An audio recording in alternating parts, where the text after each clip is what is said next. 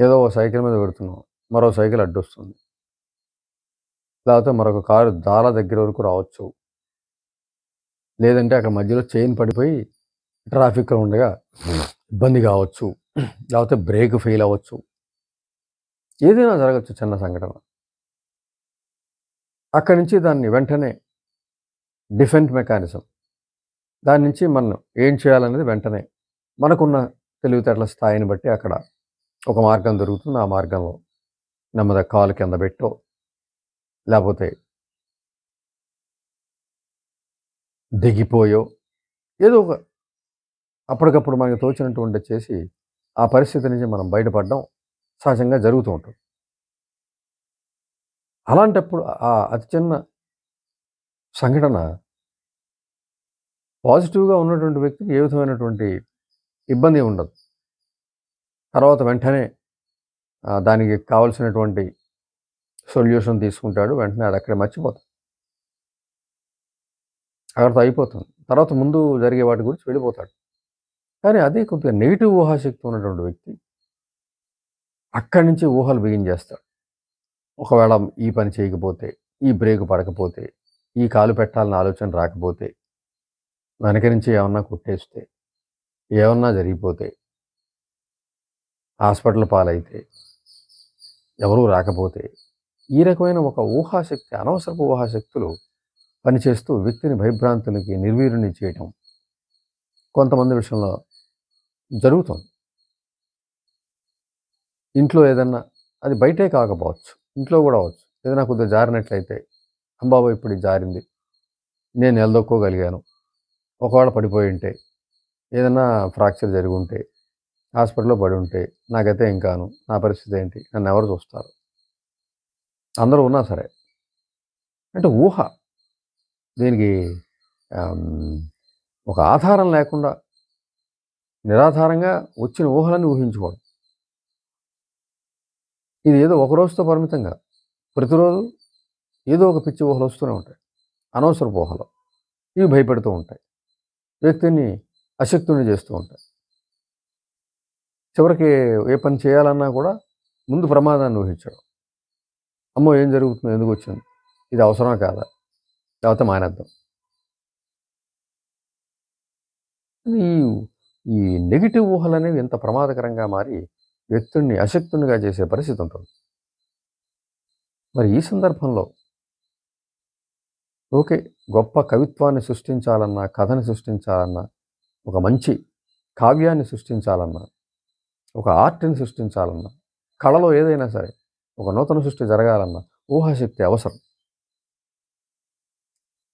ఒక సైంటిస్ట్ ఒక ఏదైనా ఇన్వెన్షన్ ఇవ్వాలన్నా, ఒక ఆవిష్కరణ చేయాలన్నా ఊహాశక్తి అవసరం.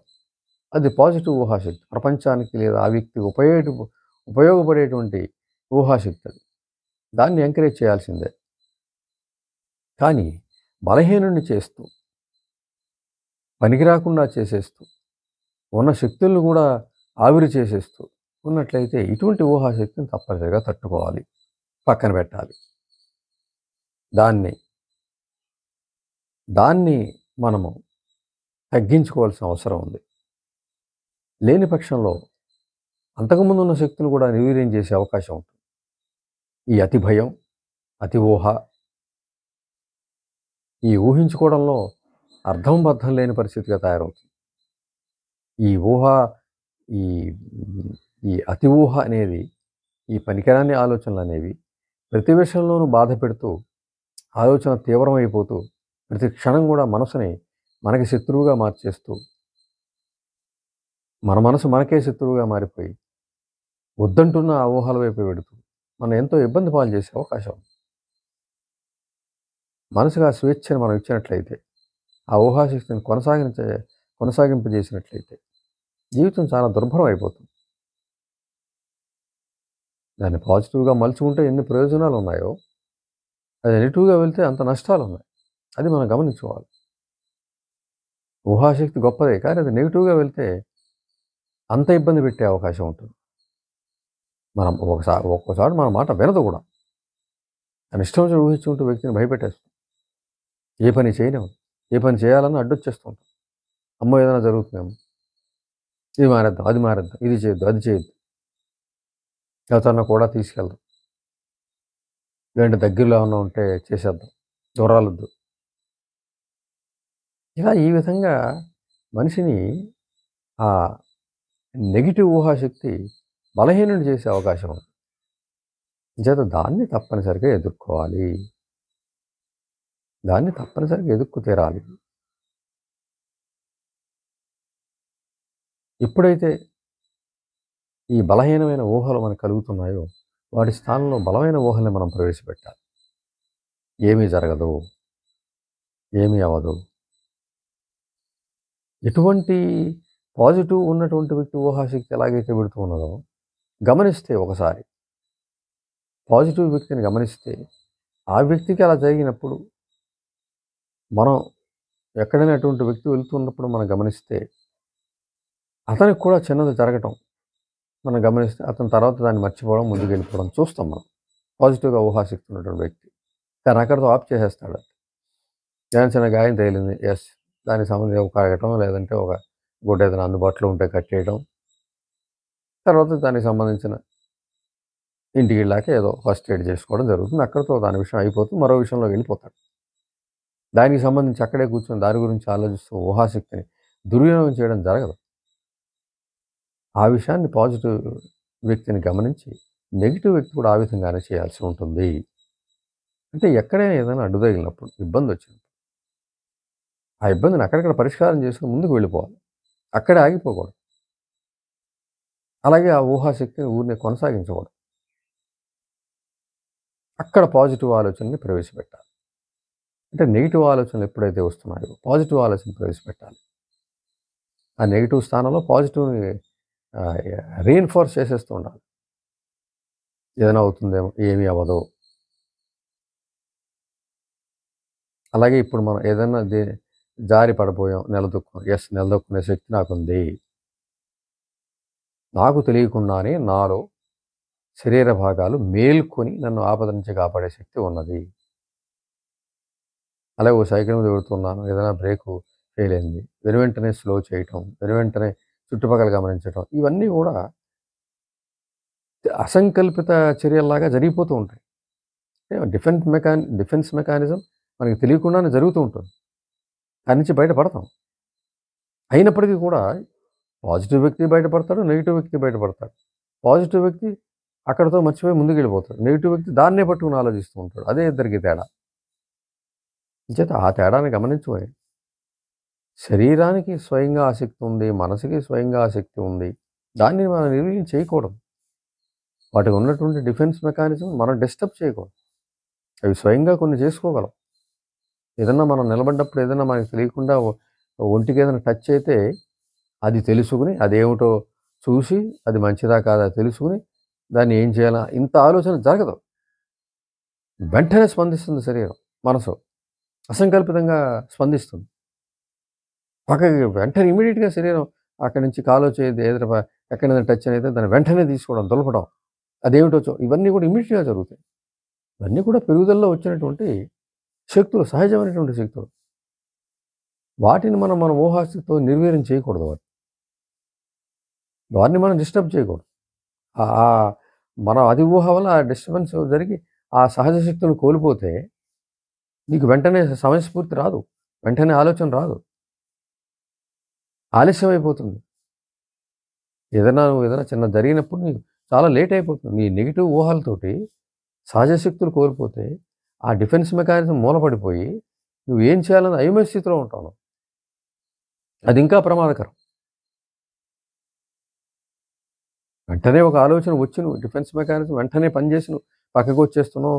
లేదంటే వెంటనే నువ్వు చేతులు జారే పరిస్థితి వస్తే వెంటనే ఆ పరిస్థితుల్లో బాడీ స్పందిస్తుంది. వెంటనే ఏం చేయాలో మనసు 2 ఏకమైపోయి అప్పటికప్పుడు ఆ బాధ నుంచి నిన్ను కాపాడే పరిస్థితి ఉంటుంది. సహజ శక్తి ఉంటుంది. దాన్ని డిస్టర్బ్ చేయకూడదు ఈ నెగెటివ్ ఊహాశక్తి. దాన్ని ఇంప్రూవ్ చేసే పరిస్థితిని డెవలప్ చేయాలి.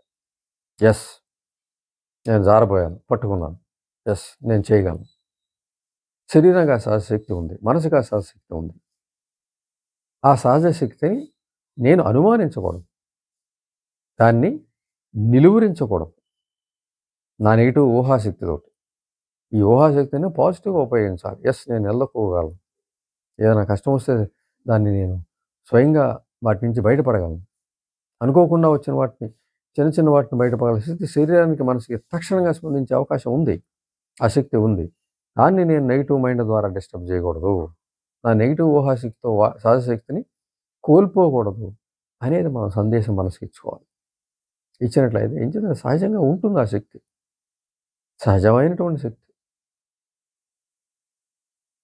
దాన్ని మనం డిస్టర్బ్ చేయకుండా, తగ్గించుకోకుండా, దాన్ని పనికి రాకుండా చేయకూడదు. దాన్ని కొనసాగనివ్వాలి. కొనసాగనివ్వాలంటే ఊహాశక్తి పాజిటివ్‌గా వెళ్ళాలి. నెగెటివ్‌గా పెడితే ఆ సహజశక్తి నష్టపోయే అవకాశం వస్తుంది. అంటే మెదడు చైతన్యాన్ని కోల్పోయే అవకాశం వస్తుంది. ఏం చేయాలో తెలియని ఒక బాడీ తనంతట తాను చేసే స్థితిని కూడా డిస్టర్బ్ చేయడం ద్వారా నువ్వు మేలుకొని, నువ్వు ఆలోచించి, నువ్వు నిర్ణయం తీసుకునే సమయం చాలా ఎక్కువ సేపు పట్టి ఆపద నిజంగానే జరిగే అవకాశం ఉంటుంది అక్కడ. ఈ డిఫెన్స్ మెకానిజం నువ్వు డిస్టర్బ్ చేసినట్లయితే. అంచేత ఊహాశక్తి చెడుకు ఉపయోగించకుండా మంచికి ఉపయోగించాలి. మంచి వైపుగా కొనసాగాలి. చెడు వైపు ఉంటే దాన్ని ఆఫ్ చేయాలి. ఏదైనా జరిగితే శరీరానికి శక్తి ఉందని నమ్మాలి. ఖచ్చితంగా నమ్మాలి. కారు స్పీడ్‌గా వెళ్తూ ఉంటావు. సడెన్‌గా లైట్ పడుతుంది. నువ్వు ఆలోచించి ఏం బ్రేక్ వేయవు అక్కడ. బ్రేక్ వెళ్ళిపోతుంది కాళ్ళ మీద, కారు ఆగిపోతుంది. ఆగింది. రెడ్ లైట్ పడింది, ఆగింది. అంతే తప్ప, అయ్యో! ఈ కారు వెళ్ళకపోతే, ఈ ఆలోచన రాకపోతే, ఈ కారు బ్రేక్ పడకపోతే ముందుకెళ్ళిపోతే, ఇటువంటి ఊహలన్నీ అనవసరం అక్కడ. ఆహ్, ఆ శరీరానికి ఆ కారు డ్రైవింగ్‌లో, ఆ రెగ్యులర్‌గా చేసే పనిలో మెదడు అది గుర్తుంచుకుంటుందది అక్కడ. ఖచ్చితంగా గుర్తుంచుకుంటుంది. ఆ సమయంలో అక్కడ ఆగని అది నీవు చేయక్కల టక్‌మని వెళ్ళిపోతుంది. ఆ సందేశం అలా వెళ్ళిపోతుంది. దాన్ని నువ్వు డిస్టర్బ్ చేయకూడదు. ఆ డిఫెన్స్ మెకానిజంని, శరీరం, మనసు సహజంగానే స్పందించే గుణాన్ని నువ్వు డిస్టర్బ్ చేస్తే, పిచ్చి ఊహలతో నువ్వు డిస్టర్బ్ చేస్తే, దాని శక్తిని కోల్పోతే మాత్రం ఖచ్చితంగా ఆహ్, కష్టాలొచ్చే అవకాశం ఉంది. ప్రమాదాలు వచ్చే అవకాశం ఉంది. అటువంటి పరిస్థితిని మనము స్వయంగా సృష్టించుకోకూడదు.